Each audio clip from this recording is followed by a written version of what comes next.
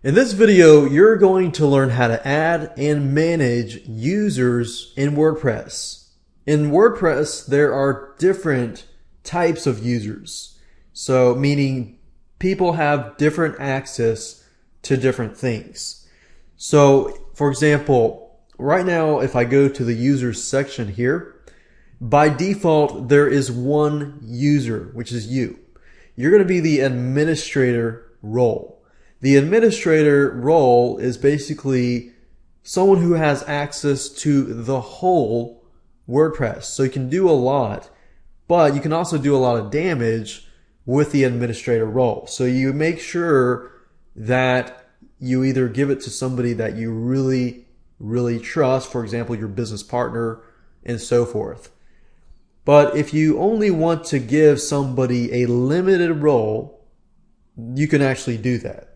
So if I click on Add New, you can enter the username, the email, the first name, the last name, the website, and so forth. But what I want to do now is simply explain the different types of roles. So if we start at the top, administrator, I just explained it, is somebody who has access to the whole WordPress site.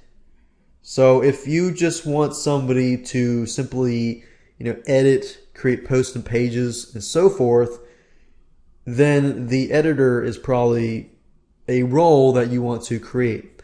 Let's say, for example, that you have a blog and you have other people who are managing your blog, but they manage certain sections.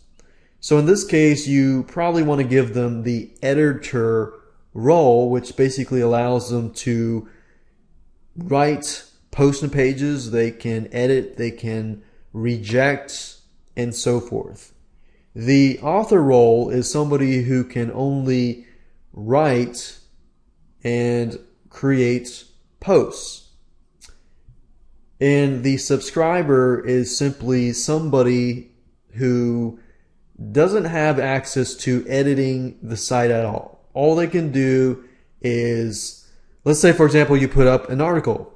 A subscriber would be somebody who can subscribe to make comments and perhaps see password protected content or private content and so forth.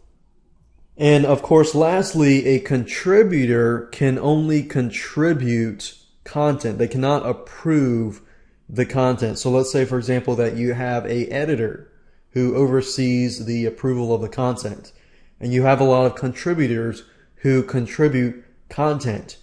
Contributor just cannot publish that content. So it definitely goes through a role of somebody else who edits, approves the content, or you can approve that as well as an administrator. So those are the user roles, and you can kind of get an idea of how you can add more users and have different people doing different things to maintain your WordPress site.